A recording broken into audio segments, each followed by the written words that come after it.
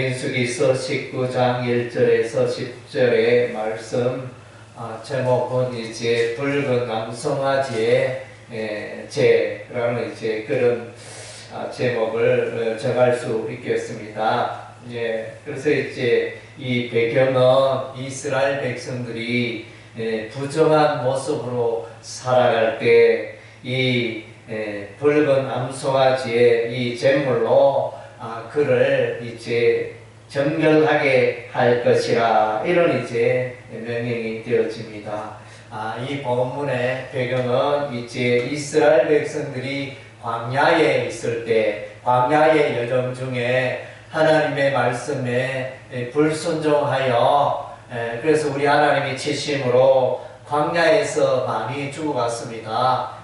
그래서 1세대, 출애굽 1세대는 광야에 쓰러져 갔습니다. 그런데 이제 광야의 그 제2세대가, 출애굽의 제2세대가 이제 가나안 땅에 들어가게 됩니다. 그래서 여기서 보면 이제 이 광야 여정 동안에 많은 사람들이 여기저기에, 혹은 이제 말하기는 초전교는 하루에 100명 정도 죽어나가는데, 그러한 시체들을 늘 접하고 보게 되어지니까, 그런 시체를 접촉한다는 부정하다, 우리 하나님 말씀하셨습니다.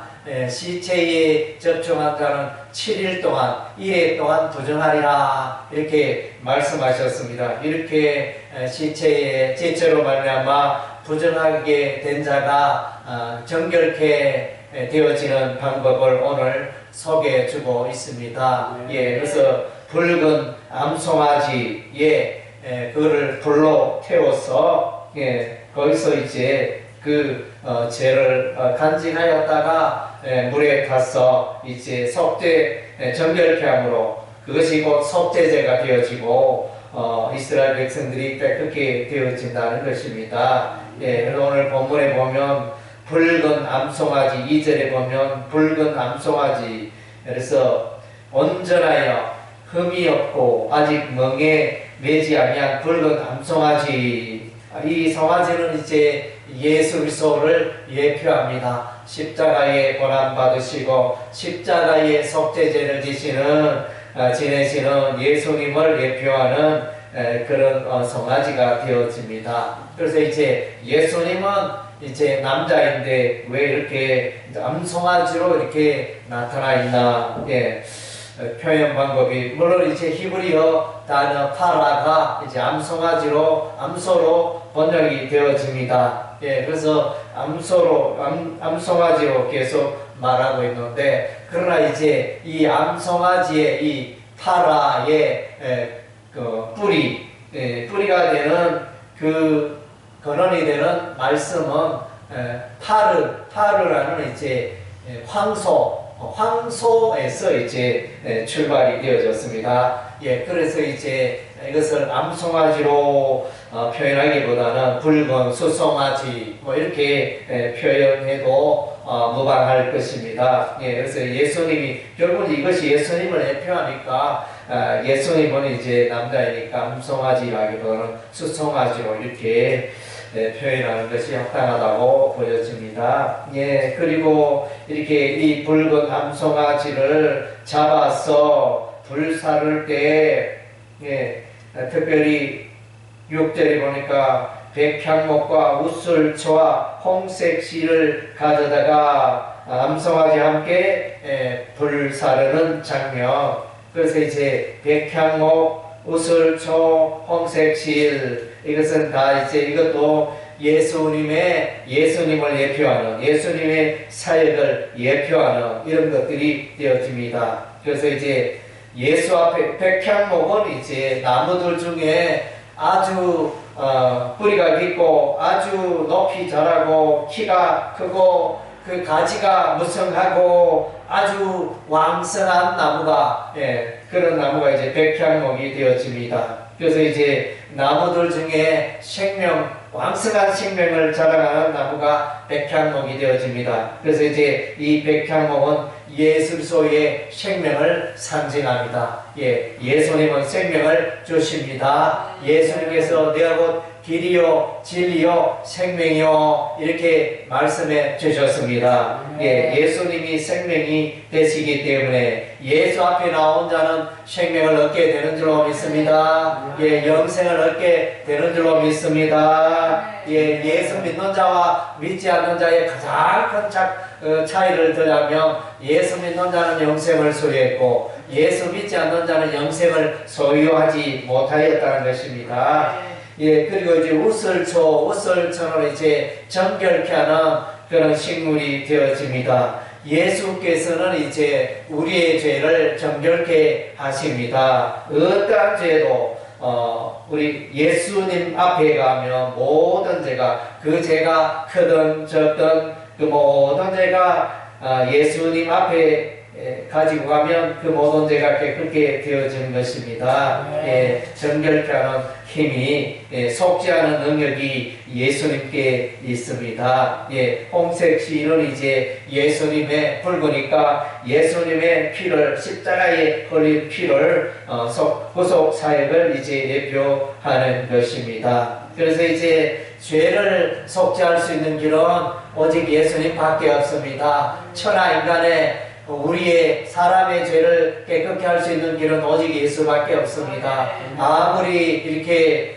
점을 치고 아무리 이렇게 제사를 드리고 할지라도 결코 사람들의 죄를 깨끗게 할 수 있는 길은 그러한 게 있는 것이 아닙니다. 우상 숭배에서 죄를 깨끗게 할 수가 없습니다. 오직 예수 그리스도의 십자가의 보혈만이 우리 인간의 죄를 해결하는 유일한 길이 되어지는 것입니다. 그래서 천하 인간의 구원 얻을 만한 다른 이름을 우리에게 주신 일이 없다. 예, 사도행전 4장 12절에 말씀해 주고 있습니다. 예, 그래서 오늘날 이제 다원주의, 그래서 이제 정교들이 연합하여 우리가 서로 싸울 것이 아니라 우리가 연합하여 힘을 하자. 그래서 각 정교마다 구원이 있다. 그렇게 가정을 하자. 그래서 기독교만이 예수만이 구원이 있다. 그렇게 주장하지 말자. 이러면서 이제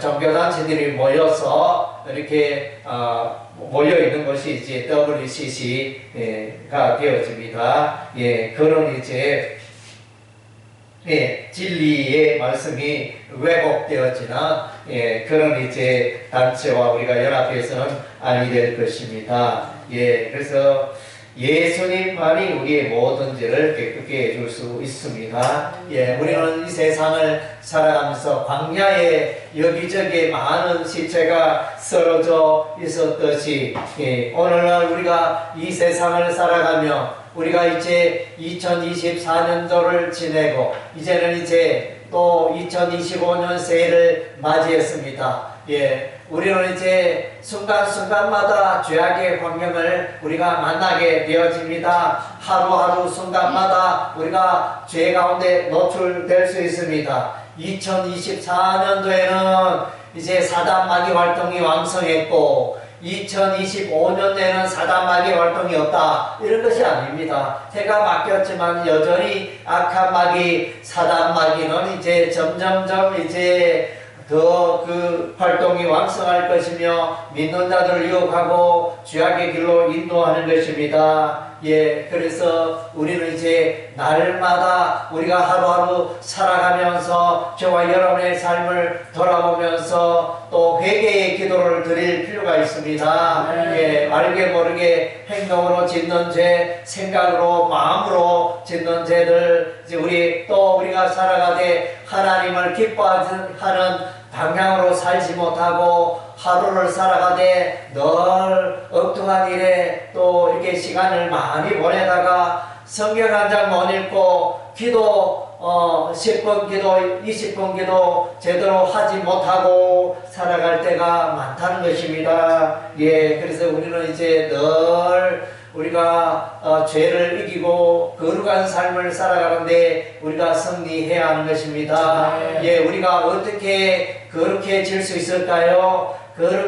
사람이 거룩해 되어지는 것은 하나님의 백성이 거룩해 되어지는 것은 하나님의 말씀과 기도로 거룩해 되어진다 그랬습니다. 기도할 때 우리가 거룩해 되어집니다. 하나님의 말씀을 또 사모하고 하나님의 말씀을 듣고 읽을 때 우리의 생각이 정결하게 되어지고 우리의 마음의 죄악이 씻겨지며 또 회개가 일어나게 되어지고 거룩함으로 나아가게 되는 것입니다. 오늘 이제 이런 붉은 암송아지 이 정결 제사 이런 것들은 이제 레위기서에 이미 또 말씀하고 있는 큰 맥락에서 이해할 필요가 있는데 그래서 레위기 19장 2절에 보면 우리 하나님은 그의 백성들에게 이스라엘 백성들의 너희는 거룩하라 이렇게 말씀하십니다.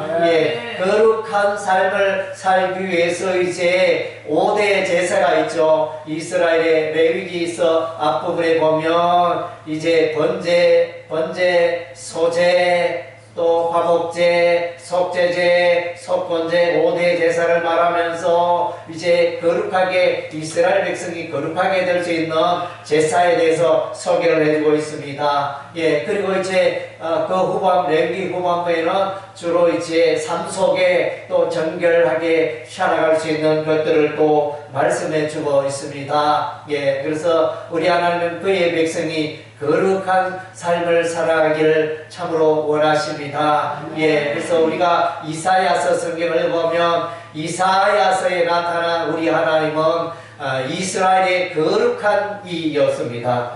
거룩하신 분. 그래서 하나님은 거룩하시기 때문에 우상을 숭배하며 율법의 말씀을 떠나서 살아가는 불순종하는 이스라엘 백성들을 심판할 수 있는 권능을 가지신 분이 여호와 하나님이십니다.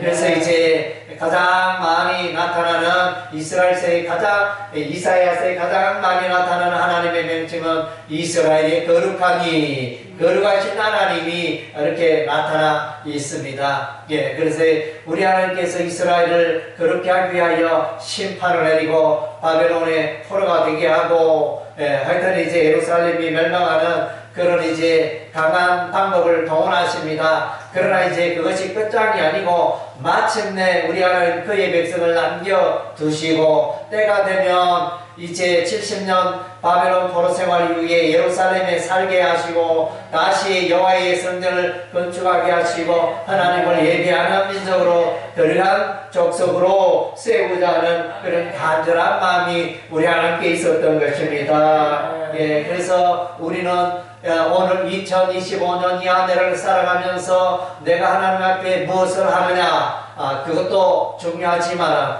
그보다 더 중요한 것은 하나님 앞에 내가 거룩하고 성결하게 살아가는 것이 더 중요합니다. 왜냐하면 하나님이 그것을 보기를 원하시고 그것을 원하시기 때문인 것입니다. 우리가 디모데후서 말씀을 읽어보면 하나님 나라의 큰 집에는 금그릇도 있고 은그릇도 있고 나무그릇도 있고 질그릇도 있고 그런 이제 다양한 그릇들이 있지만은 우리 하나님이 서시는 그릇은 그 금그릇 은그릇 그 그릇이 무슨 재질로 만들어졌느냐 그것보다는 우리 하나님의 관심은 그 그릇이 깨끗하냐 깨끗하지 않느냐 그것에 더 관심을 두고 있다 그랬습니다. 우리 하나님이 사용하시는 그릇은 깨끗한 그릇을 사용하십니다. 여러분의 집에 금그릇이 있다 합시다. 금그릇을 이제 물을 마시려고 혹은 우유를 마시려고 했는데 그 보니까 밖에 벌레가 빠져있고 파리가 죽어 있다면 그 그릇을 어떻게 사용할 수 있겠습니까? 깨끗게 해야 그 그릇을 사용할 수 있죠. 그래서 우리 하나님은 이제 거룩하고 성결하고 깨끗하게 살아가는 자를 우리 하나님 원하시고 그러한 자를 찾고 계신다는 것입니다. 그래서 이제 예루살렘이 멸망하기 직전에 우리 하나님께서 이제 예레미야에게 예루살렘 거리로 가보라. 거기에 하나님을 찾고 진리를 찾고 하는 한 사람을 만나면 내가 이 예루살렘 성을 멸망하지 아니하리라. 예, 그때도 여전히 예배가 있었고 그때도 여러 가지 예배 의식들이 있었습니다. 그럼에도 하나님이 찾으시는 하나님이 원하는 사람이 없었다는 것입니다. 예, 그래서 이제 에스겔서 말씀에도 보면 하나님께서 성 무너진 데를 이제 막아 서서 나로 하여금 이 성을 멸하지 못하게 할 사람을 찾았는데 그 가운데 한 사람이 없도다. 역시 에레미야 5장 1절 말씀과 에스겔서의 이 선지자의 이 말씀이 동일한 맥락이 되어집니다. 에스겔서도 예루살렘의 멸망에 대해서 이제 생생하게 묘사를 해주고 있습니다.